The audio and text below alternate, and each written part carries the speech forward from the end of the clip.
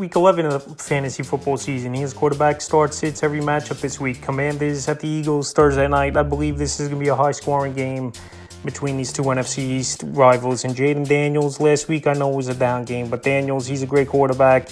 He's a great athlete. I think he's going to adjust in this one. I know this Eagle defense has been playing better, no doubt about it. But I think Jaden Daniels, he goes out there, has a good performance, and this could be a high-scoring game. Like I said, Jalen Hurts, he's locked in weekly. When his two top options, A.J. Brown and Devonta Smith, are in the lineup, he just goes out there, and it seems like 25-plus points weekly. And Jalen Hurts, he was the second, third quarterback off the board for a reason in most fantasy drafts. So this week, in a potential high-scoring game and a big game for the division in the earlier part of the second half of the season, Jalen Hurts is a must-start. Indianapolis Colts at the New York Jets. Joe Flacco is a sit. Flacco, we know he's a gunslinger. We also know he's 39 years old. He's going to turn that football over at times as well. And this New York Jet defense obviously knows Joe Flacco, practicing a lot against him for a few seasons. Even I know some of the personnel is different. Flacco was with this Jet organization a couple seasons, and he actually was a decent quarterback, I thought, for this New York Jet team. But they moved on with Zach Wilson. Aaron Rodgers, he's a borderline option. Rodgers, it seems like one good game, one bad game. But when you got weapons like Garrett Wilson, Devontae Adams, who should be having better games, but it's tough to trust Aaron Rodgers week in and week out. I know it's a pretty good matchup with the Colts coming to town to MetLife Stadium, and also they haven't stopped anyone this season. With Rodgers, the thing with him is the mobility isn't there. He's not going to give you any rushing yards. Rodgers, even in a good matchup, like I said, we don't know where Rodgers is going to show up, is a borderline option.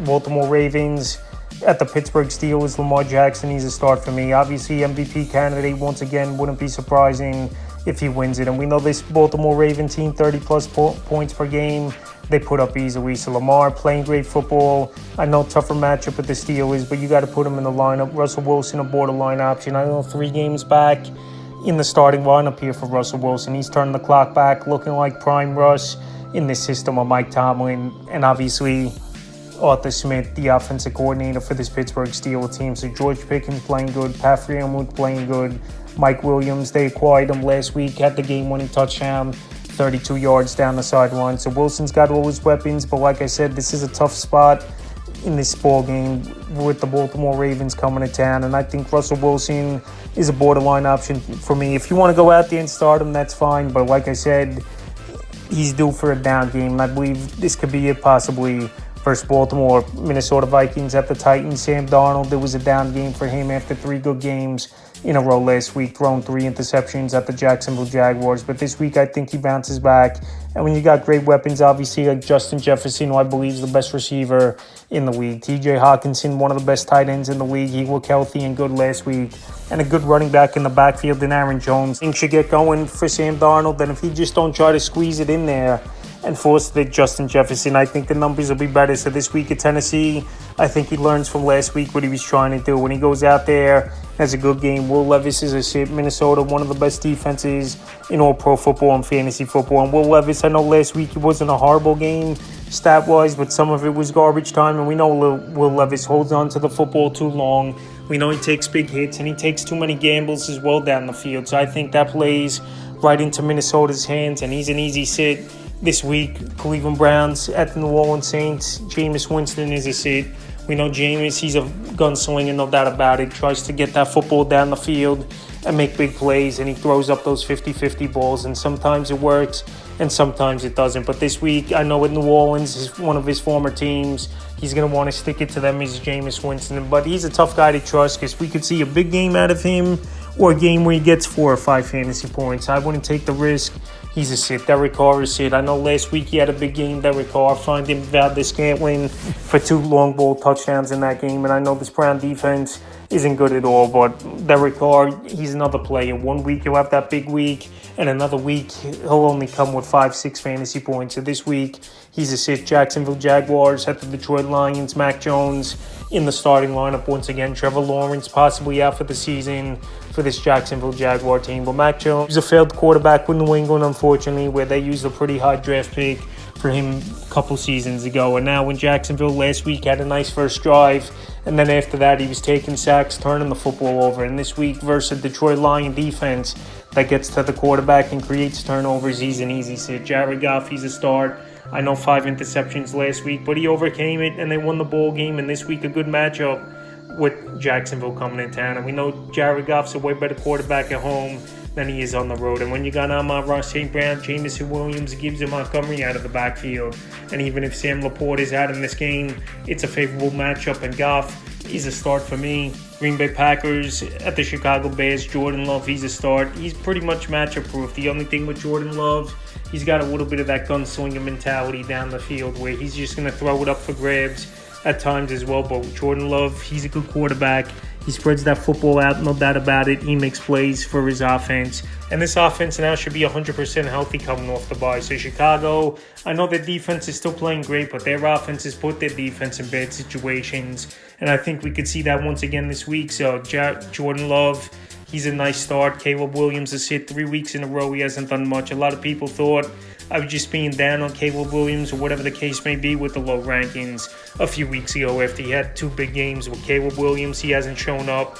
He hasn't put up numbers, and a lot of mistakes, holding on to the football too long, throwing bad passes, not accurate, and defenses adjusted to Caleb Williams, and he's not making plays. He's an easy sit versus a ball-hawking defense. The Las Vegas Raiders at the Miami Dolphins. Desmond Ritter looks like he's going to be the starting quarterback for this Vegas Raider team, and we've seen enough out of Desmond Ritter last season with the Atlanta Falcons to see he can't get the football down the field, he can't make any plays, and I think this Miami Dolphin team is going to tee off on him in this ball game. So obviously he's a sit. Tua is a start in this ball game. Tua, I know the last couple weeks he still isn't 100% coming off that bad concussion early in the season, but last week the Dolphins had a nice victory. Tua found Tyreek Hill for a touchdown, and they had a nice end-around touchdown as well in that one. So if Tua could just get his legs under him a little bit more and be a little more accurate, I believe this Miami Dolphin offense could get back to where they were last season and even early in the season, the first couple games, where they were making plays and putting points on the board pretty easily. Matthew Stafford to start last week. It was just a bad game for him, I believe. I know this New England Patriot team went into Soldier Field, shut down that Bear offense. But Matthew Stafford, when you got weapons like Cooper Kupp, Puka Nacua, you're just going to find your way into fantasy points. And this week, that's what I think is going to happen for Matthew Stafford. So I know it's a cross-country trip to the East Coast, to New England at the Patriots. But Matthew Stafford and this Ram team, after a bad loss versus the Dolphins, I think are going to bounce back and play a good game. Drake May, he's a sit for me in this game. I think this Ram defense, they're a decent unit. Last week, I thought they made some decent plays at times versus the Miami Dolphins. And Drake May, he just doesn't have enough weapons in the offense to be a week in and week out start for me in fantasy league. So May definitely has got the running ability.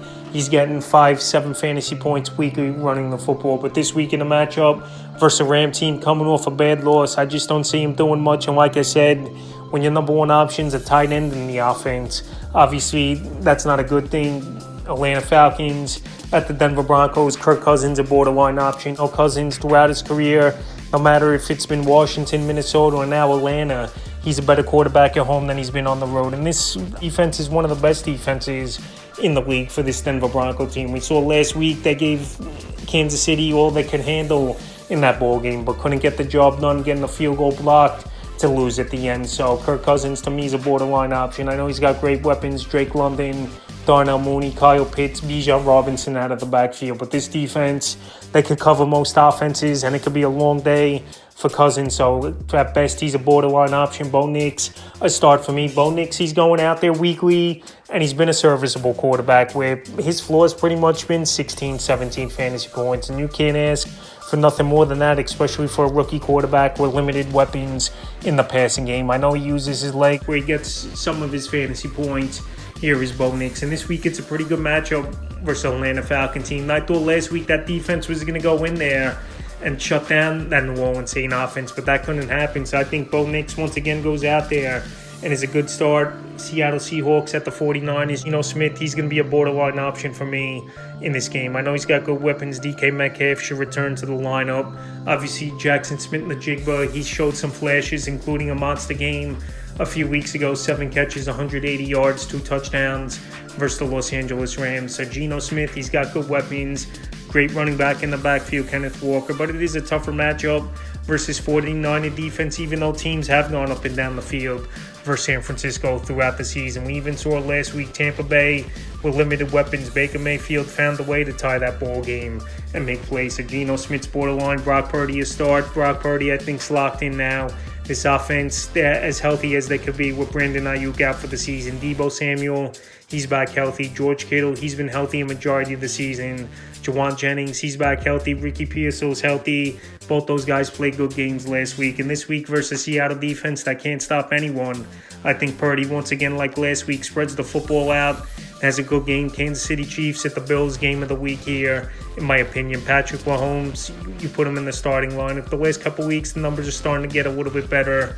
DeAndre Hopkins, obviously a true number one wide receiver for this team. And Travis Kelce back to being the number one target and putting up those Kelce-esque numbers over the last 3-4 weeks of the season. So we know Kansas City knows they got to go out there and put points on the board. And I think this is a game they're going to rely on Mahomes even more season start. Josh Allen, number one quarterback off the board in fantasy leagues. He's putting up 25, 30 points a game weekly. And this week, I know it's a tougher matchup versus one of the better defenses in the league. But it doesn't matter who's in the lineup or who's not in the lineup for Josh Allen and this Bill team. Cooper in or out, he's a start. You know, Keon Coleman's out anyway. But like I said, he's a start each and every week. And matchup proof is Josh Allen, Cincinnati Bengals at the Los Angeles Chargers. Joe Burrow, he's a start each and every week. Him and Jamar Chase are taking it to the next level. I know this Bengal team, it's been a bad year, 4-6 on the season, but it just doesn't matter the matchup with Burrow as well. It's been a resurgent season for him. After last year,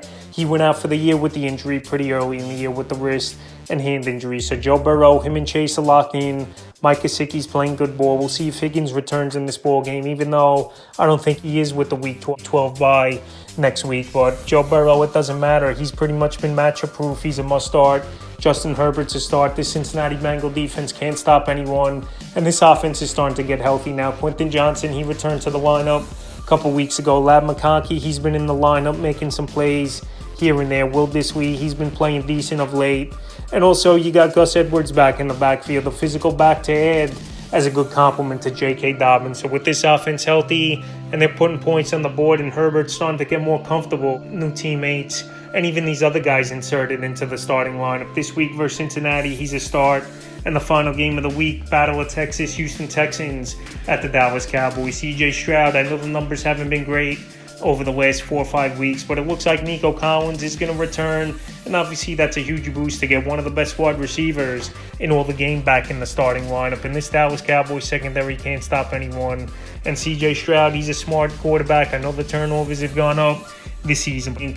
Stroud goes out there, has a big performance on Monday night. Cooper Rush, he's going to start once again for this Dallas Cowboy team, even though he struggled last week, couldn't get anything going. And how could you have confidence in Cooper Rush unless you're in a 2-quarterback league and have a couple buys and have no other option? But like I said, Cooper Rush and this Cowboy offense can't move the football. Offensive line is banged up, and we saw the ball hawking ability of Houston last week with 5 interceptions. It's going to be a bad game overall, I believe, for Rush and this Cowboy team. So he's a sit, so that's quarterback start, sit every matchup for Week 11 of the fantasy football season.